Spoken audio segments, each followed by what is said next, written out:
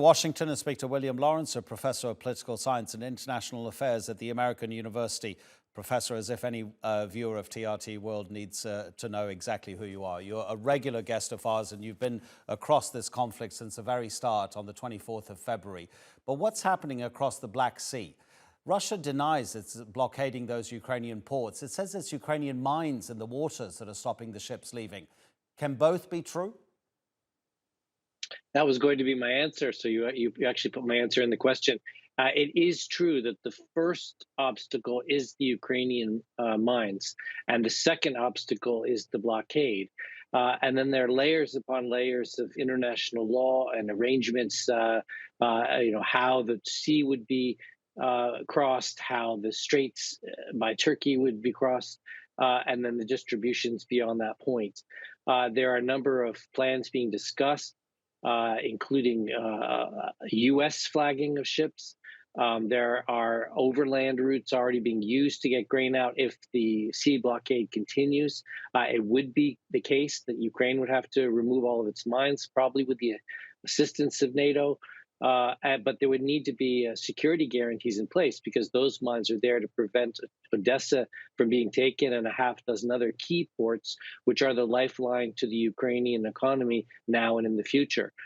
So it's quite complex. What's great here is that there seems to be a confluence of interests in the direction of getting the wheat out. Some of the countries I pay close attention to, like Tunisia, Libya, and Egypt, get over 80% of their wheat and grain from Ukraine and Russia. Countries like India have said because of their drought, they're now shutting off grain supplies to Egypt. And then, of course, the whole continent of Africa relies to varying degrees on this wheat and grain and sunflower oil and other products that need to get out. So it's really important that Turkey has stepped up in this moment and said, we're going to help. Okay, I'll come back to you with saying that you've actually covered every single question that I have to answer, to ask. But okay, so let's break it down. You covered so much there, and everything is critical. You talked about the logistical challenges, and you were talking about security guarantees. How could those security guarantees be provided? Would you imagine foreign warships being in the Black Sea? Well, they're already being provided, as I've was one of the first to report on your air, on any air. U.S. intelligence was involved in the sinking of the Moskva after various international ships' crews were kidnapped by the Russians and moved into the Donbass. And then, as you probably know, were released through Crimea and through Turkey.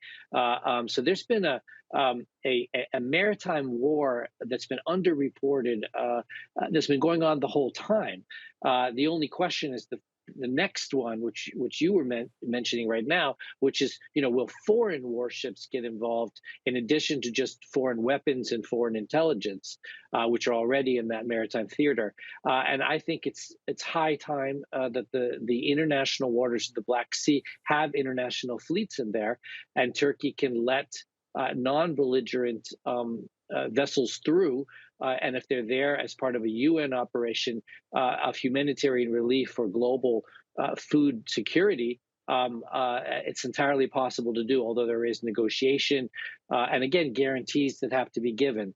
What we're really moving towards here ultimately is how this war is going to end and where the lines will be drawn and what the guarantees of each side not continuing to attack each other will be. So in that sense, Erdogan's also right to say, these negotiations are intensifying for this purpose, but they're intensifying towards the eventual ending of this war, hopefully sooner rather than later. So if we can have cooperation between Ukraine and Russia to get food out, we can eventually have cooperation between Ukraine and Russia to end the war. Yes, because Russia's also a very important exporter of agricultural products. And then you mentioned about those countries that rely more heavily than others on Ukrainian grain and other agricultural products. How much will the relationship between Russia and those nations change because of what's happening around the Black Sea? Well, it's been really interesting if you match the grain and other needs of various countries around the world and who abstained and who voted with Russia or against Russia in the various UN votes, or the dozen countries that didn't even vote, they didn't even abstain. And it has a lot to do with Russia's foreign relations. And there's been a number of surprises along the way, like Morocco not even showing up as if they'd missed the taxi to the UN, or the Algerians sort of backing Russia with extensions, but saying they sort of are in favor of Ukraine's sovereignty. Turkey's own position has been fascinating because Turkey is both sort of a non-belligerent and a belligerent. Turkish firms are supplying drones to the Ukrainian side quite overtly. So all the complexities, the international relations complexities here have been fascinating to watch as we've been discussing all through these months. And going forward, if Russia commits to feeding the world and not just selling its gas to the world, it will bring, a little bit of goodwill, a little bit of trust in their positions. If, however, they do what they just did, which is steal 7,000 tons and try to pass it through the Turkish Straits as contraband, they're going to have a lot more problems internationally. Professor William Lawrence, until the next time, thank you and take care.